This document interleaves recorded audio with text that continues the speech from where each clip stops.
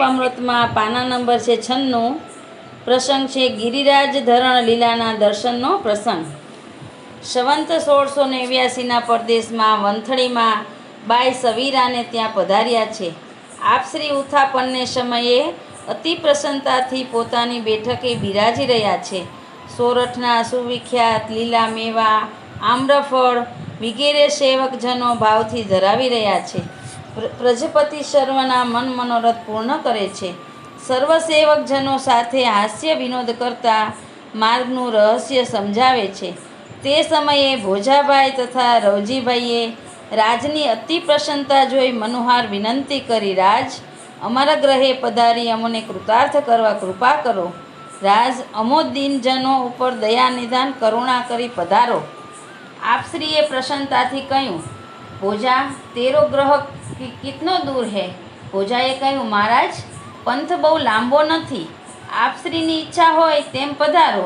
તવારે આપશ્રીએ કહ્યું, અમો ચાલતા પધારશું। આથી વૈષ્ણવ સમાજ અનેરા આનંદમાં આવી ગયો અને આપશ્રીને વૈષ્ણવ જૂથ કીર્તન સમાજ કરતા અતિ આનંદ સાથે નાચતા કૂદતા કતોહલ કરતા ગાતા વાતા ભોજાભાઈને ઘરે પધરાવી ગયા।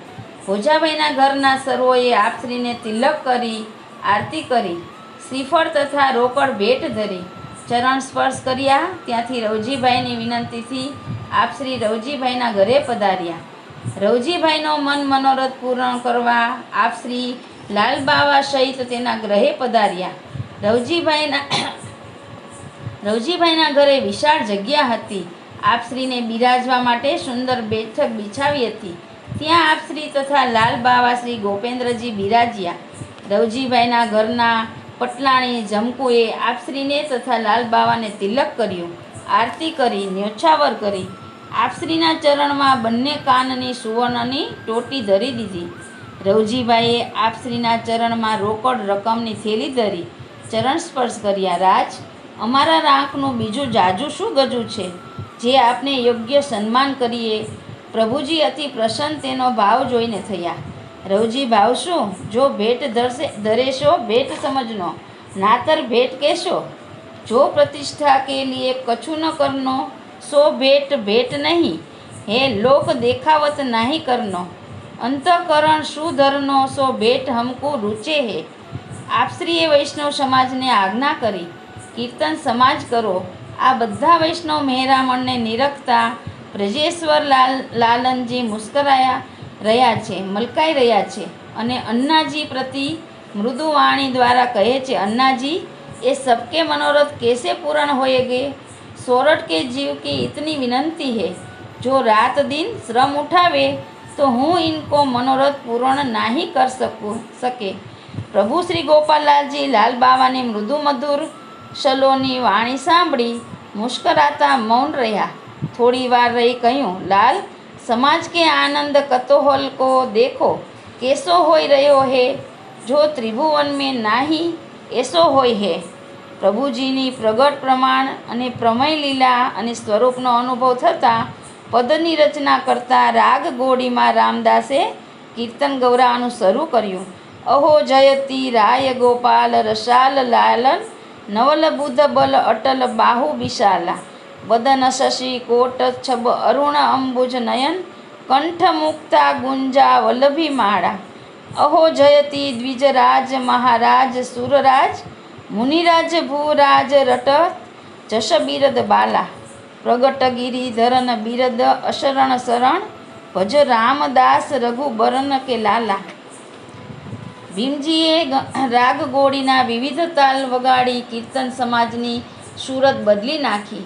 રામદાસ અતિ ભાવાવેશમાં પદ ગૌરાવતા હતા। તેમાં જે લીલાનો ભાવ તે વર્ણવતા હતા તે પદની કડી આવતા પ્રગટ ગિરિવર્ધન બિરદ અશરણ શરણ, તે પદની કડીના ભાવનું આપશ્રીએ પ્રગટ પ્રમાણ લીલાનું દર્શન સર્વને કરાવ્યું। આપશ્રીના નિખમનીમાંથી ઝળહળતો અલૌકિક દિવ્ય તેજ પુંજ પ્રગટ થયો।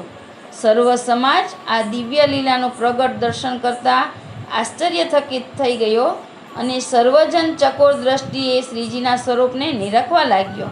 ગિરિરાજ ધરણ લીલાના વ્રજભક્તો સહિત સર્વને અલૌકિક દર્શન થયા। અલૌકિક વ્રજભૂમિ રત્નમણીય ગિરિરાજ કિશોર વયનું સ્વરૂપ ધારણ કરી આપશ્રી પોતાનો વામ હસ્ત ઊંચો કરતા ટચલી અંગુલી ઉપર રત્નમણીઓથી ઝળહળતો ગિરિરાજ ધારણ કરી રહ્યા છે. અનેક વ્રજભક્તો ગોપી ગોપીઓ અને ગાયોના વૃંદ આસપાસ વીંટળાઈ રહ્યા છે. આપશ્રી મંદ મંદ મુસ્કરાઈ રહ્યા છે. એવું અલૌકિક દર્શન સર્વ સમાજને એક ઘટિકા સુધી એક સમાન થયું. કવિ લખે છે કે એક સમયે વંથળી ગામે બહુનાયક સુખ દીનો વે સબે એક ભાત પોખી તબ સબન કો મન લીનો. બહુનાયકની આ અલૌકિક લીલાના સુખનો અનુભવ સર્વને એક સરખો થયો અને સર્વને જોવામાં જાણવામાં આવ્યો અને કહ્યું, પૂર્વની સર્વ લીલાના કરતાં ભોગતા આપ જ છે. એવું અલૌકિક લીલાના દર્શનનું દાન સુખ આપી કોટી મન મથ લાવણ્ય સ્વરૂપે સર્વનું મન હરી લીધું છે. અનેક લીલા વિલાસી સ્વરૂપ સર્વના મનમાં ઠર્યું. આ લીલાનું દર્શન કરતા રામદાસ દેહાનુસંધાન રહિત થઈ ગયા. તેનું મન તે લીલા રસમાં મગ્ન થઈ ગયું. રામદાસની અવસ્થા જોતા લાલ બાવાએ કહ્યું, અરે રામદાસ, તુમને રસાલ લાલન કહ કે ગાયો, તો તેરો મન એ રસ કો પ્રાપ્ત ભયો, અબ સ્વસ્થ હો. આ પદ સાંભળી આપ શ્રી રામદાસ ઉપર અતિ પ્રસન્ન થયા અને કહ્યું, રામદાસ, તેરો ભાવ લાલ બાવા પે અતુલનીય હૈ.